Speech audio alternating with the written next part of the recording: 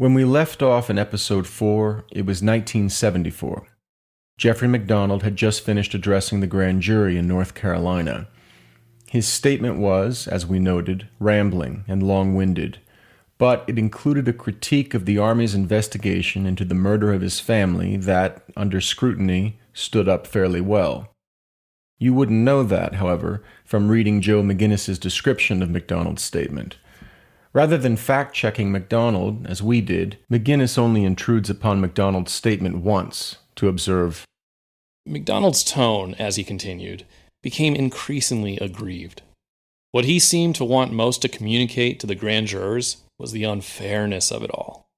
This type of comment is a subtext that McGinniss threads early in Fatal Vision and continues weaving across the text until, in Chapter 2 of Part 4, it becomes visible to the reader.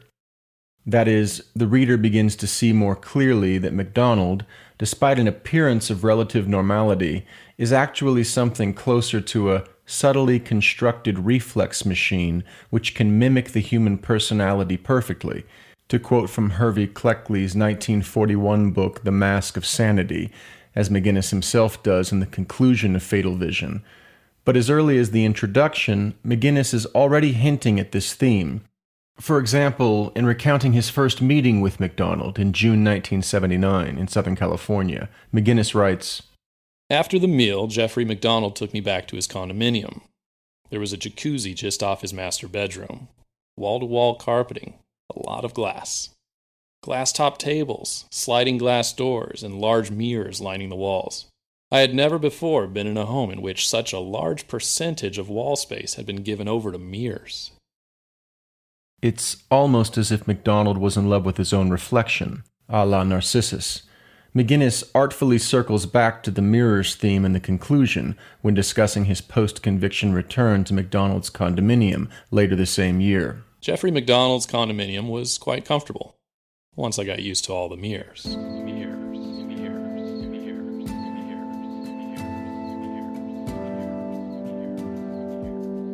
Similar asides are sprinkled throughout Fatal Vision, such that the reader slowly comes to suspect MacDonald, though perhaps not in a manner that can be easily articulated. In a stroke of genius, McGinniss anticipates the complaint among his more discerning readers that they are being winked, nodded, and nudged into accepting MacDonald's guilt, rather than being argued to this conclusion by a dispassionate presentation of the evidence. Preempting this critique, McGinniss splices the text of Fatal Vision with the voice of Jeffrey MacDonald, a voice reconstructed from cassette tapes containing a prolific stream of autobiographical reminiscences, which MacDonald smuggled out of prison after his 1979 conviction and arranged to be delivered to McGinniss. To be clear, the idea for the cassettes was McGinniss's, not MacDonald's. Nevertheless, MacDonald, at least under McGinniss's editorial control, did a fine job all on his own of convincing the reader that he was, at a minimum, a vain and shallow, if also bright and ambitious man. This made McGinniss's work in convincing the reader of MacDonald's guilt considerably easier. Vanity and ambition are a notoriously volatile cocktail. Stir in a pinch of psychopathy, and you might even get murder. I'm your host, Matthew Kraig Kelly. Welcome back to The Looking Glass.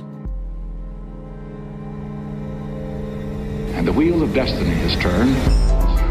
The survival of peace and freedom will be determined by whether the American people have the moral standard. 5, 4. The great silent majority. Castle. Drive.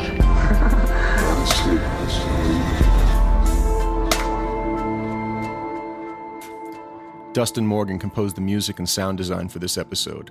Our cast this episode features Chad Dinella as Dr. Jeffrey MacDonald, Brian Covalt as Joe McGinniss, Angela Featherstone as Juror Number 1, Jeffrey David Harvey as the former Chief of Psychiatry at Walter Reed Army Hospital, Josh T. Pearson as Victor Warheide, Stephen Heller as the Second Army Psychiatrist, Charity May as Juror Number 2, and Yeshaya Blakeney as the third psychiatric witness.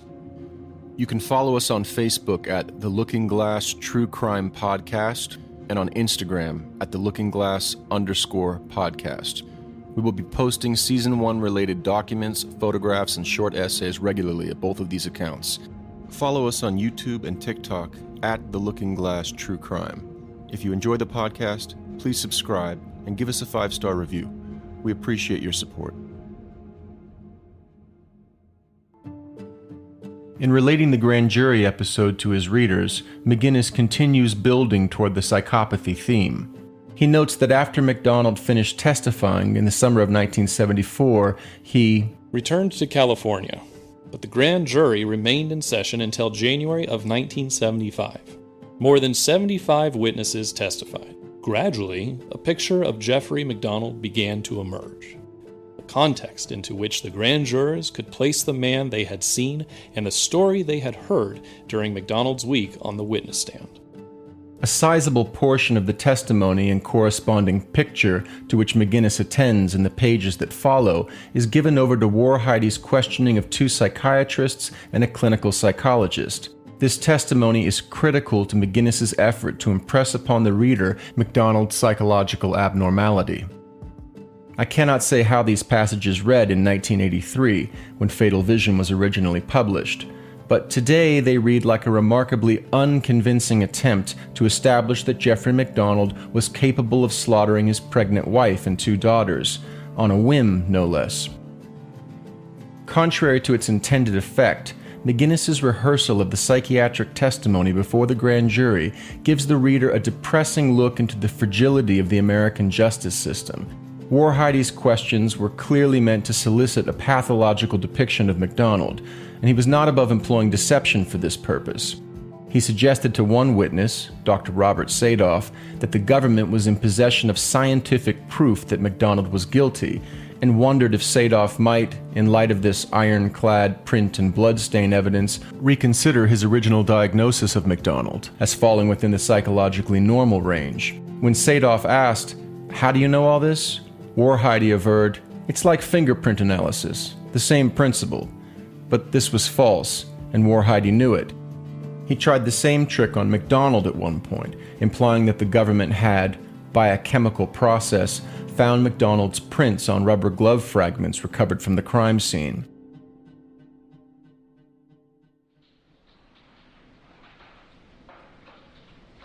Meanwhile, the psychiatric witnesses themselves would make any reflective reader wonder how they might fare under such free-form scrutiny. For example, the former chief of psychiatry at Walter Reed Army Hospital, a man who had examined MacDonald in 1970 and found him warm, engaging, and personable, at one point recounted to the court that he had offered to put MacDonald under sodium amytal and then interview him about the events of February 17th. MacDonald had declined, as one might if they did not wish to relive in vivid detail the night their wife and children were slaughtered by a gang of intruders. Nevertheless, one of the grand jurors asked the witness, "If you were in Dr. MacDonald's shoes, wouldn't you agree to take this test?" If I were in his shoes and I implicitly believed in my innocence, That's right. I would certainly take the test.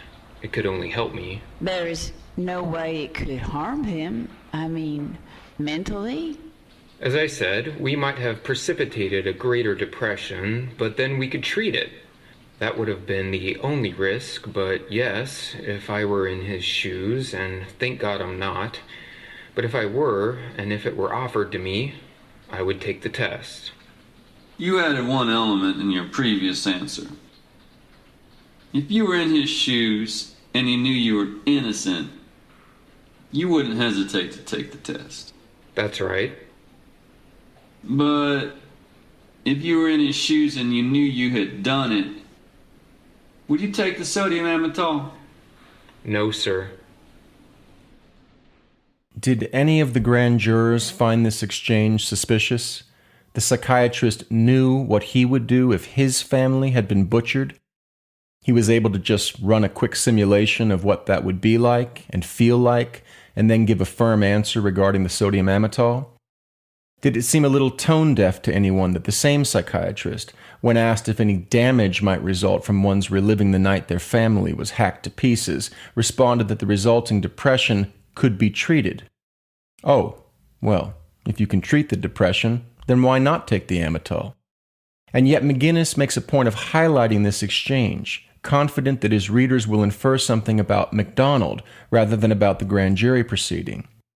A second Army psychiatrist who testified before the grand jury speculated about MacDonald's latent homosexuality. By homosexual desires, I don't mean he's a practicing homosexual. Far from it. But that he has that drive to be a homosexual, which he doesn't act on. He's not a homosexual, but he has homosexual desires and also certain psychopathic tendencies. That is, telling me about his extramarital affairs. Again, almost being too much of a man. MacDonald, for the record, denies having homosexual desires, and no one has produced any evidence to the contrary. But never mind that, he told the psychiatrist about his extramarital affairs, so he is both a repressed homosexual and a psychopath. Note the coupling of those two, incidentally, homosexual and psychopath. Remember, it's 1974. The American Psychiatric Association only removed homosexuality from its Diagnostic and Statistical Manual of Mental Disorders the prior year. One of the grand jurors found this line of analysis fruitful, nonetheless, and asked the psychiatrist, "Would you think that a questioning or challenging of his manliness would pose the threat of setting him off?" Challenging his manliness in the sense of Colette maybe not liking too much his having become turned off sexually as her pregnancy began to show itself, and accusing him of, not having it as a male, and that's why he doesn't want to sleep with her, yes. This guy's a Green Beret tiger in black boots. I think that would be quite a challenge. War Heidi. An area where he would be particularly sensitive. Yes, sir, that's my opinion. War Heidi's psychiatric witnesses also contradicted each other, though that didn't seem to bother him, or McGinniss, so long as their conclusions pointed to MacDonald's guilt. One found MacDonald's responses to the Minnesota Multiphasic Personality Inventory suspicious. My reservation is that the person who completed the questionnaire seems to have answered the questions in such a way as to present himself in the best light possible. That does not necessarily mean that he lied, but it at least indicates a certain awareness of the implications of some of the questions he was asked, and at least some attempt to present himself in the best light possible. But another of War Heidi's psychiatric witnesses stated that MacDonald showed no indications of planning ahead in what he was saying and trying to make himself look good. Instead, he seemed to be speaking quickly, openly, frankly, and without reserve. He soon added, "More than most people, Captain MacDonald would not be very good at subtly or cleverly or consistently hiding features about his personality. He was too naive to do that." Which was it? Was MacDonald a Machiavellian, able to reverse engineer the MMPI and jam up its calculus, confounding the analysts? Or was he a simpleton, incapable of hiding his true colors for any length of time, easy pickings for any shrewd shrink? War Heidi showed little interest in such questions. However you cut it, MacDonald didn't look good, and if one witness found MacDonald suspicious because he was cunning and the other because he was credulous, what difference did that make? The point was, he was suspicious. As on the autobiographical cassette tapes that he provided to McGinniss, MacDonald, when he reappeared before the grand jury in 1975, proved to be his own worst enemy. Whereas his mood during his 1974 testimony was some combination of bewildered, scandalized, exhausted, and yet still willing to help, by the time of his return to North Carolina that January, he had pretty clearly had it with the grand jury. He regarded the proceeding as a sham, worthy of contempt, and he would make little effort to conceal these feelings. MacDonald was especially put out by any questions about his philandering, which he regarded as clearly outside the scope of any sane investigation into whether he had murdered his family. War Heidi, by contrast, regarded it as one pillar of his case, the others being MacDonald's mendacity, psychopathy, and fragile masculinity. So this time around, the womanizing questions came early. Within the first few minutes of MacDonald's taking the stand, War Heidi started in. As you know, when you were here before, we asked you about various girls or ladies that you knew, and one of those was Carol Larson. In the course of the investigation, we've contacted some of them There's a name that I don't think we have mentioned to you. That is Gloria Lloyd. Do you recall her? MacDonald. No. Well, that's going very far back, but do you remember being employed by Montvent Inc. or Montaigne Ventures? Montvent, yes, I do. Yeah, and do you recall when that was? No, it was summer employment, one of my years in college, I think. Well, specifically, do you remember it was the year 1964? No, I don't. All right, and well, do you remember where you worked in 64? No, I'm sure you know. All right, well, when I mentioned Montvent Inc., does that refresh your recollection with respect to Gloria Lloyd? Yeah, I think she was a secretary working for Montvent. Oh, and tell us what happened. I balled the girl. Big deal. She was a secretary. Well, did Colette find out about this? No, Colette didn't find out about it. And this didn't create a problem between you and Colette? No, it didn't. Did Colette find out about any of the other girls? No. It was not the only instance of such testiness on MacDonald's part. Anyone advising him might have told him to tone it down in order to make a better impression upon the grand jury. Then again, Warhidey's questioning seemed at points engineered to drive MacDonald up a wall. For example, and when you checked Colette's chest, you observed it was bloody. It was bloody? Yeah. Yeah. And had stab wounds? Yeah, I think we covered that, Mr. Warhidey. At one point, Warhidey asked MacDonald if he remembered hearing his pajama top rip while he was being attacked by 4 people in the dark, while his family's screams echoed through the apartment. You get the picture. At another point, Warhidey asked MacDonald if he could remember stepping in anything wet as he journeyed from room to room, encountering the bloody corpses that had been his family. To this, MacDonald replied dryly, "No, I wasn't thinking about that. I'm sure you would have been." In McGinnis's narrative, Warhidey's voice thunders throughout the courtroom. His questioning is subtle, yet pointed. The prosecutor gradually and gracefully hems MacDonald in, like a master chess player toying with a novice. There may have been something about Warhidey's courtroom presence that impressed his audience in this way, or this version of events may have been dramatically serviceable for McGinniss. Recall that the author only met MacDonald in 1979. He was not present for these events in 1974 and 75, so his stage setting and fatal vision was second-hand. Indeed, he may have simply consulted the transcript of the grand jury proceeding, as I have done. Whatever the case, that transcript, and particularly the printed record of the final dialogue between Warhidey and MacDonald in January 1975, offers little evidence of the prosecutorial masterclass McGinniss narrates for his readers in Fatal Vision. Here, for example, is Warhidey attempting to paint MacDonald into a corner using blood and splinter evidence.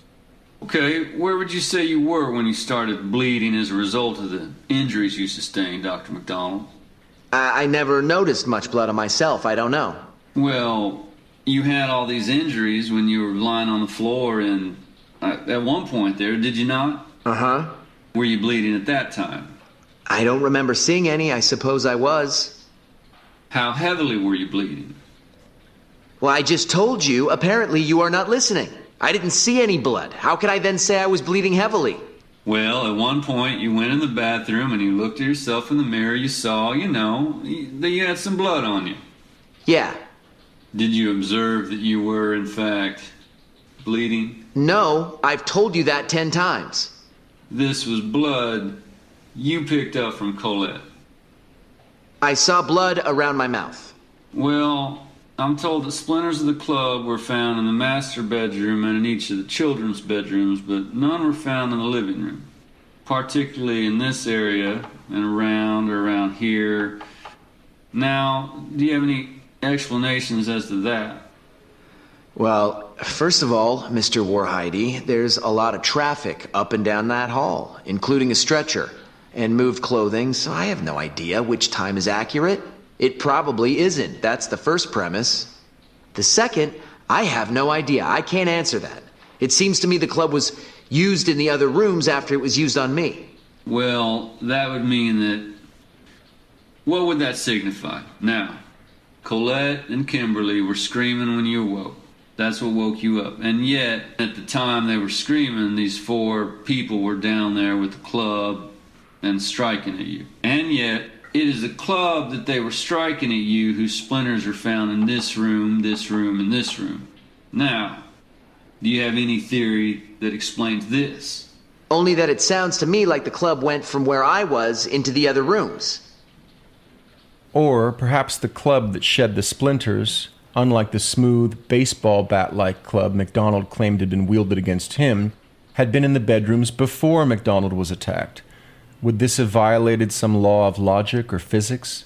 It was on the basis of such open-ended speculation that Warhide attempted to circle closer and closer to his prosecutorial prey, and finally uncork his threatened masculinity theory of the murders before the grand jury.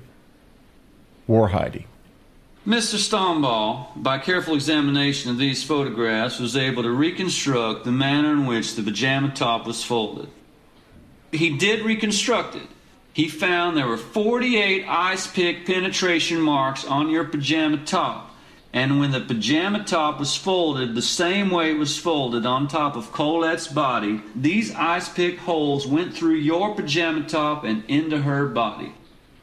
Now, can you tell us how that happened? No, because I don't believe it. It's a lot of bullshit. Take a look at the picture. You can do anything you want to with 50 holes in a pajama top is what I'm trying to say, Mr. Warhide. It's a bunch of crap. If this was a legitimate investigator technique, why wasn't it done 4 years ago? Do you have any other comment? No, except that by my being unable to explain blood spots, you make me guilty of homicide of my family? Well, tell me this. Did you ever at any time become enraged with Colette? I can't remember being enraged, no. Angry, sure. Was there anything she could have said to you at any time that might set you in a state of rage? No. If she had accused you of a lack of sexual competence, would that have set you in a state of rage? Or would it have had no effect whatsoever as far as you're concerned? I can't imagine me being in a state of rage over that. How about accusing you of a lack of masculinity? Colette? Accusing me of that? No, I wouldn't be in a state of rage. Now, that night, there was no argument or quarrel between you and Colette. None, whatsoever. And all of this evidence that I've told you about is fabricated. Well, I don't know what to make of it, Mr. Warhide. It doesn't make any sense to me. I have told you what I know to the best of my ability, 4 years later.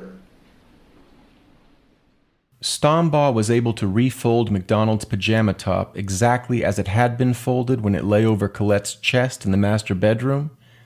How did he manage that bit of magic?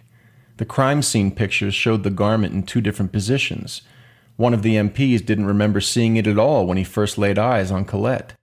And Warhide had proven that the holes in the pajama top aligned with Colette's ice pick wounds? We will return to this unqualified claim in a later episode. It was, believe it or not, the smoking gun evidence of MacDonald's guilt by McGinnis's lights. But for now, it is worth considering that MacDonald's reaction, that this far-fetched claim was bullshit, was perhaps the appropriate one. Contrary to McGinnis's narrative, a look through the transcript reveals that Warhide's performance before the grand jury was far from a carefully constructed case, whereby he layered inarguable evidence upon inarguable evidence until his threatened masculinity theory went from speculative to plausible to overwhelmingly probable, tightening the noose around MacDonald's neck until he panicked and snapped, perhaps just as he had snapped on the night of the murders. There is one more critical moment in MacDonald's January 1975 testimony that we need to examine.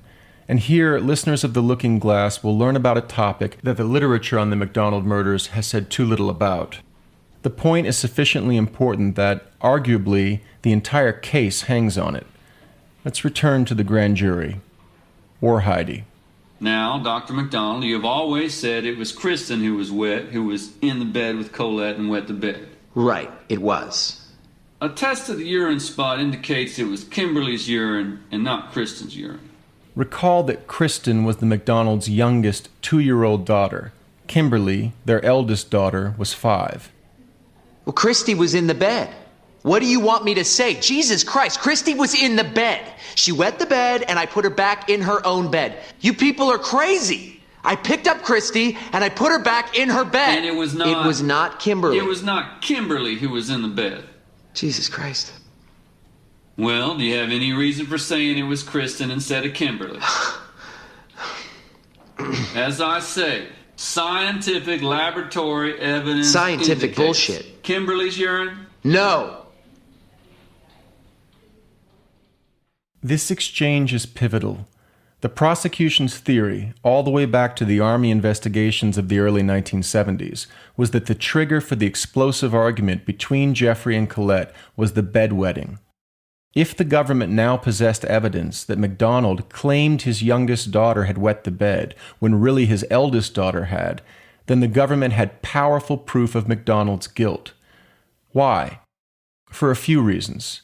First, MacDonald could not plausibly claim to have been mistaken about which daughter wet the bed, as his adamant denials before the grand jury made clear. He knew which daughter wet the bed. Second, that meant MacDonald was lying about which daughter wet the bed. And why would he lie? The only plausible answer is that he had something to hide. What? Well, let's return to the prosecution's theory. The theory that bedwetting was a point of contention between Jeffrey and Colette increased in plausibility as the age of the bedwetter went up. A 2-year-old's wetting the bed was normal. 2-year-olds wear diapers. But a 5-year-old's wetting the bed might be a problem from a parent's perspective, as 5 is closer to the age when a child should stop wetting the bed. It follows that if MacDonald, before the Army even floated the bedwetting theory, had sought to hide from investigators the fact that his eldest daughter wet the bed that night, it almost certainly pointed to a consciousness of guilt. None of the books on the MacDonald case look into this matter in any detail. McGinniss simply notes, among the findings made by Paul Stombaugh at the FBI laboratory in Washington was that the stain on the bed of Jeffrey and Colette MacDonald was consistent with the urine of a person having type AB blood, the blood type of Kimberly MacDonald, as opposed to the type O blood of Kristen. Warhide confronted Jeffrey with the contradiction between this fact and his statement that it had been Christie who had wet the bed the night of the murders. McGinniss appears to have been confused about the source of the urine claim. It was not the FBI lab, but rather the CID lab, and the claim dated to 1971, during the CID's reinvestigation of the murders. Janice Gleason, the CID lab's head of serology, claimed to have detected blood group antigens in the urine stain on the master bed, which revealed that the urine had not come from someone with type O blood, Kristen's, but rather from someone with either type A, Colette's, or type AB, Kimberly's, blood. Yet, an FBI report of 8 years later stated that the Bureau's own, much more sophisticated laboratory lacked the technology to detect blood group antigens in urine stains. The report is dated August 23, 1979. It reads in part, this report will confirm the telephone conversation between Departmental Attorney Brian Murtaugh and Special Agent, redacted, on August 6, 1979. The serological examinations in this matter were conducted by Special Agent, redacted.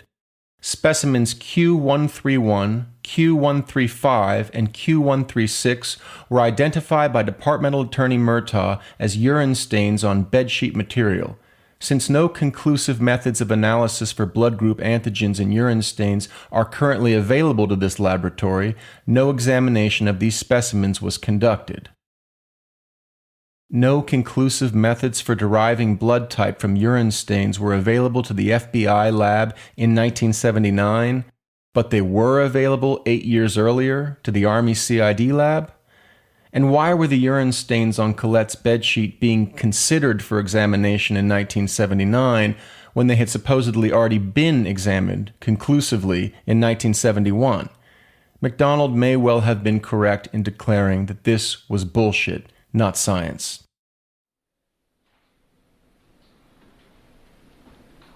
At the end of all the questioning, MacDonald was again given the opportunity to speak at length to the grand jurors regarding his thoughts about the investigations that had led to his appearance before them. Warhide. All right, will you please state what you have in mind? MacDonald. Well, you asked me this morning if I had any comments relative to the investigation, and I do. I think this grand jury ought to know how this case has been investigated. Since you like newspapers, Mr. Warhide, I have here a newspaper clipping from December 1974 from Newsday about the graves of my wife and children. I'd like the grand jury to take a look at it. It's indicative of how the case has been investigated from beginning to end, Mr. Warhide. Nothing. No one asked the husband or the father if these graves should be opened or could they be opened. What you did was you son of a bitches paid off 6 gravediggers $50 apiece not to say anything. And I'd just like to put that in evidence because that's exactly how the whole goddamn case has been handled. Well, we'll mark this as MacDonald Exhibit 31. I'd also like to say for the record that I don't appreciate you lying to and badgering my relatives in order to get some testimony from them.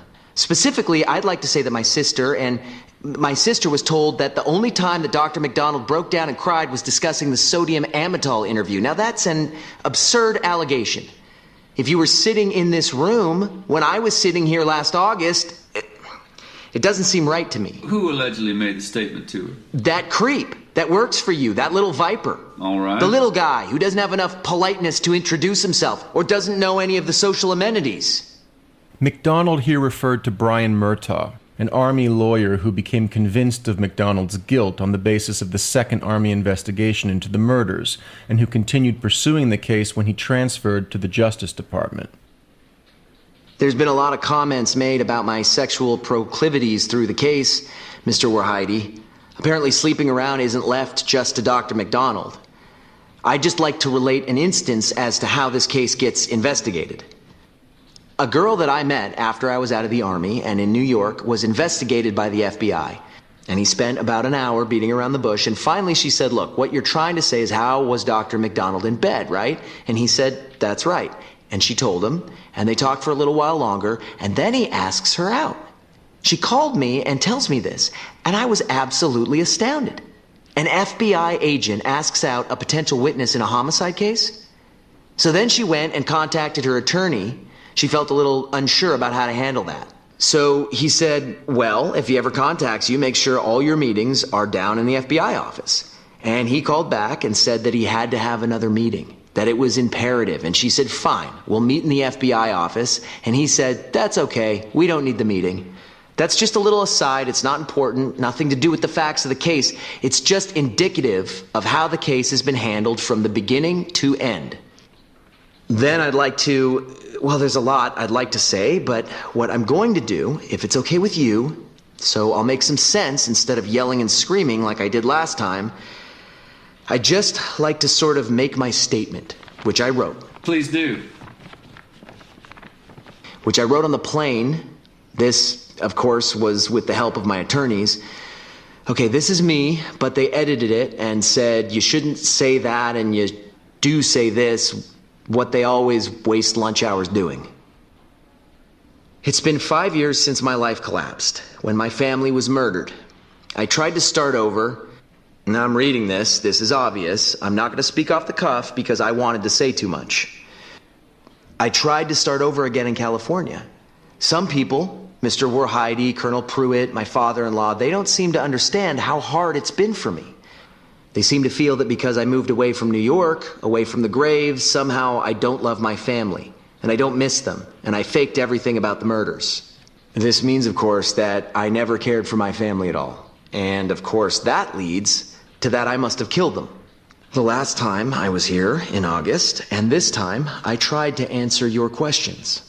I have told you as much as I know, except in regards to attorney work products that Mr. Siegel says I shouldn't talk about. I wish I knew more of your questions, especially today. I wish I knew why it happened. I wish I knew who killed Colette, Christy, and Kimmy. I do pretty well most of the time. I wish I could tell the grand jury the answers to all the questions Mr. Warhide has been raising for 5 or 6 months. These are questions that I have had to live with for 5 years. I have had to accept that I may never know what happened. It's not easy to live with that. the whole explanation, but it's really all I can do. Well, what I wanted to tell you about was what my life has been like now since the 17th of February. That to bother Mr. Kassab and Mr. Warhide and Mr. Stroud and everyone else. They all seem to think that I just walked away from Colette and Kimmy and Chris. And that shows I couldn't have cared for them. They all seem to think that if I never cared for my girls, I could have killed them. And then going out to California and bought a car and a boat and forgot all about it. Well, that's not true. People want to know why I don't spend all my time crying on other people's shoulders, why I don't break down. Is he cold? Doesn't he have any feelings? Wouldn't that show more of my love? Let's start with the newspaper interviews and the Dick Cavett show. My mother, my brother, and my sister, they all tell me that when they were here, they were asked at length why I did those interviews. And yet, why didn't I ever talk about the killings to anyone else, including the family? No one questioned me about it. I'm not going to talk about it for no reason. And the reason I went on the Dick Cavett show is because a congressman called me and asked me to go on. And I also know that a lot of people don't believe me. I have a right to try and live and try to get this statement out once and for all. So I did two things. I talked to Time Magazine and I talked to the Dick Cavett show. You know, the upshot is I was trying to not have to spend the rest of my life explaining to everyone that meets me. In the confusion of the time, I thought that if I said it once, loudly, maybe that I wouldn't have to continually, reply to those questions. I don't find it very easy to beg for sympathy. Every time I tell the story of February 17th, I die a little bit. I'm ashamed that I couldn't help my family, but I tried. I'm the one that hears Colette and Kimmy. I can't keep talking about that. You expect me to talk about it over coffee to everyone that comes by, or I'm not normal. The grand jury, except for my lawyers, the grand jury and Colonel Rock are the only three people who ever heard the whole story. My lawyers never really heard the whole story until I was in front of Colonel Rock. I mean, never in detail at once in one sitting. In bits and pieces, it's so different when you're talking about it later. You make it sound like we are supposed to be sitting and talking about it constantly. The only one that I know that does that is Freddie. So I don't spend a lot of time talking about it. I don't tell everyone I meet. I don't tell all my friends. I didn't tell anyone the whole story. That doesn't seem normal to me. And yet you make it sound the other way. You make it sound like it's abnormal that I don't go around telling everyone, saying, hey, let me tell you about Fort Bragg, 1970. That brings me to Freddie. He feels, I guess, that I never told them the full story, and I didn't. He also feels that I lied to him when I told him about these stupid, pathetic attempts to find the real killers. He's partially right, but he's partially wrong, too. I never did sit down with him and tell him the whole story. But contrary to implications that he keeps leaving, he was apprised of everything. We were in daily contact. He knew exactly what was being said all through the Article 32, and then I gave him a copy of the Article 32. And it isn't as though later or a couple years later, it sounds like Jesus. He never knew what was going on, and he never heard. He heard daily. He talked to Bernie and Denny and Jim Duluth and Mike Malley and myself all the time. He knew exactly what was going on. I never just decided to just go over to his house and sit down and start telling him again. He never asked, for one. My friends never asked. My family has never asked me. My mother has never said to me, what happened? It seems to be one of my major sins that I don't talk about it all the time. Freddie was a funny kind of friend. All through the Article 32, he was my devoted supporter. He was proclaiming my innocence the loudest. He said that he would be the only one, or he would have been the first to know if anything was wrong between Colette and me. Even if we never told him, because he was so close. He knew we were happy. Freddie was the hardest person for me to talk to later because of that.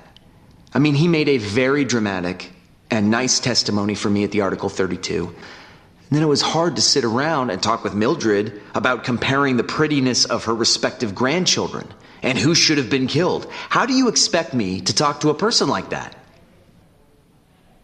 Then, at the end of the Article 32, here I'm in this obligation to Freddie. I'm supposed to devote my whole life to the night of the 17th and spend the rest of my life foraging through North Carolina. One-man FBI. Well, I can't do it. And I knew I couldn't do it, and I lied to him. I told him that. I was ashamed that, well, I'm ashamed now, I told him. I was ashamed as soon as I told him. I'm ashamed I didn't die that night. And that sounds stupid to you, I know.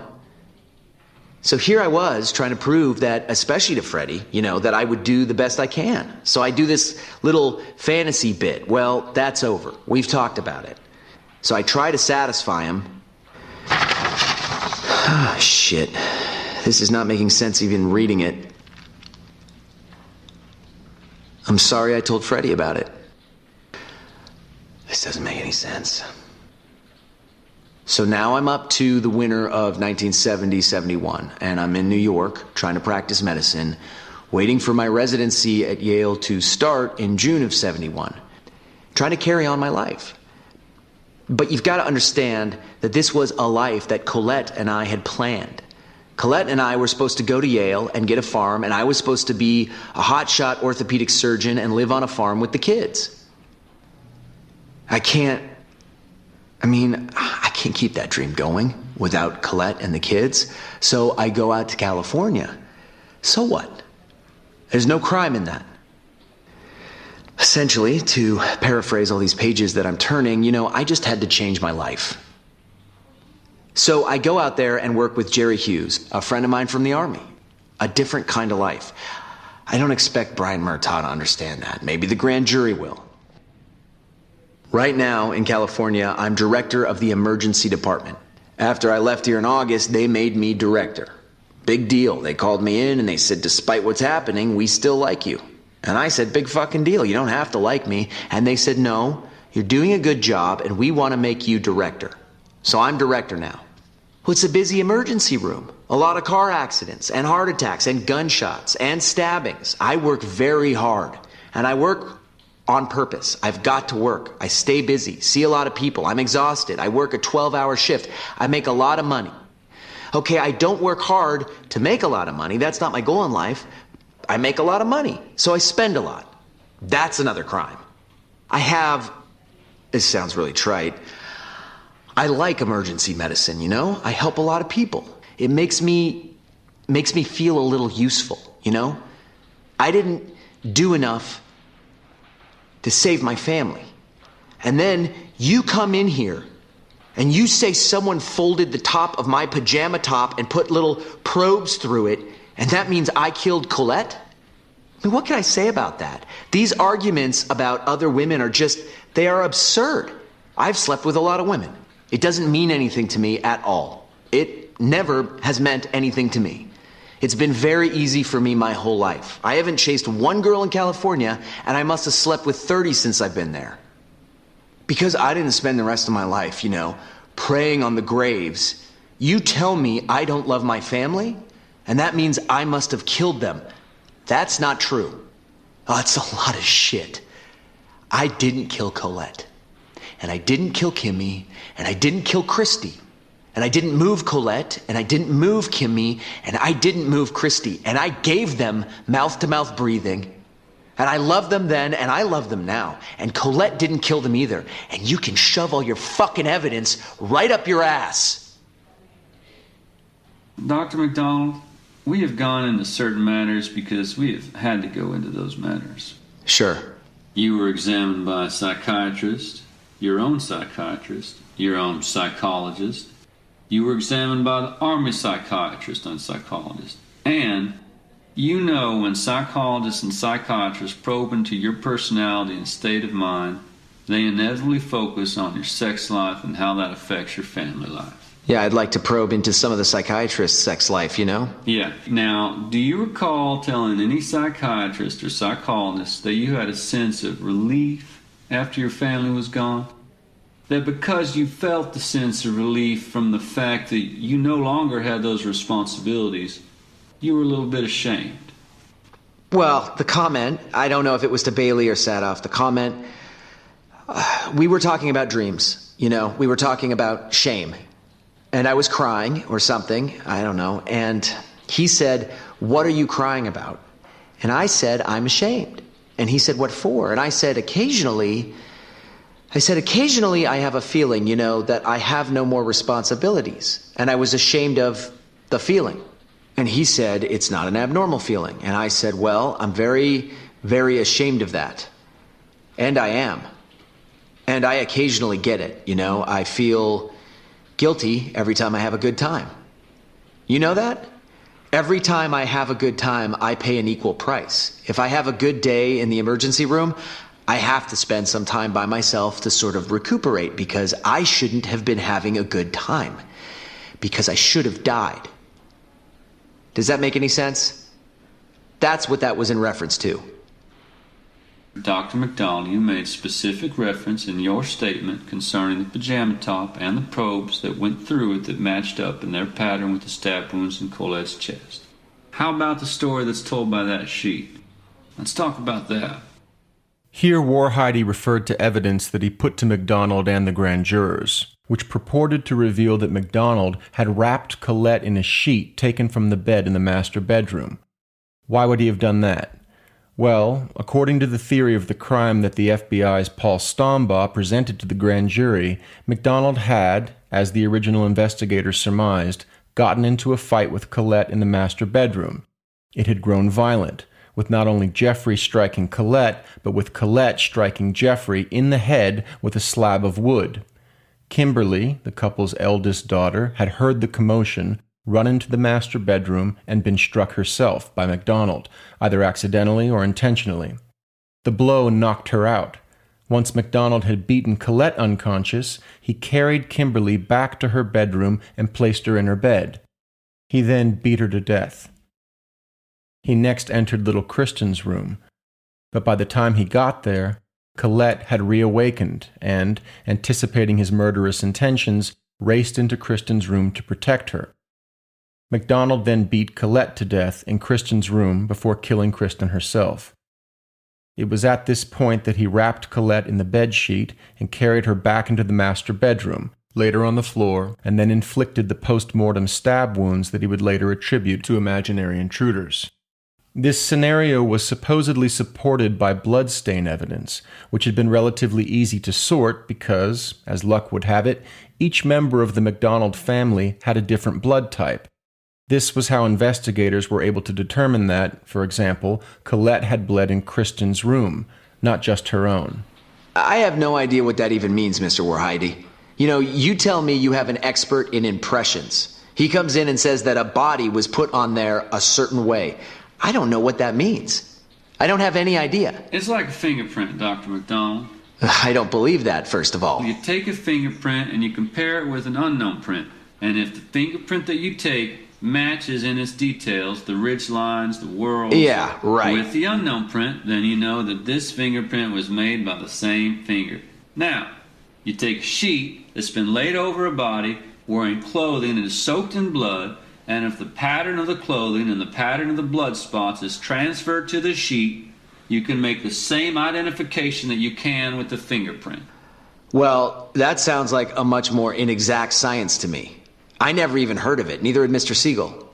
All right, now, this sheet has transferred to it impressions made by Colette's clothing soaked in blood, and by your clothing soaked in Colette's blood. I was lying against Colette, Mr. Warhide. That's all I know. I didn't even see a sheet. Maybe a sheet was something that I was pulling off a chair or off the bed to lay on her, but I don't remember that at all. I don't remember seeing a sheet even. It has your handprints on it. All right, so they are on it, but I don't know. I told you what I know. I gave her mouth-to-mouth breathing, and I tried to cover her with something, and that's all I know. I didn't move my wife. I moved her off a green chair. That was all I did. Dr. MacDonald, I was informed by Mr. Siegel that you are planning on a skiing trip. Is that right? No, that had to be canceled. I canceled it. I see. So you are not planning to take any trip in the immediate future? No.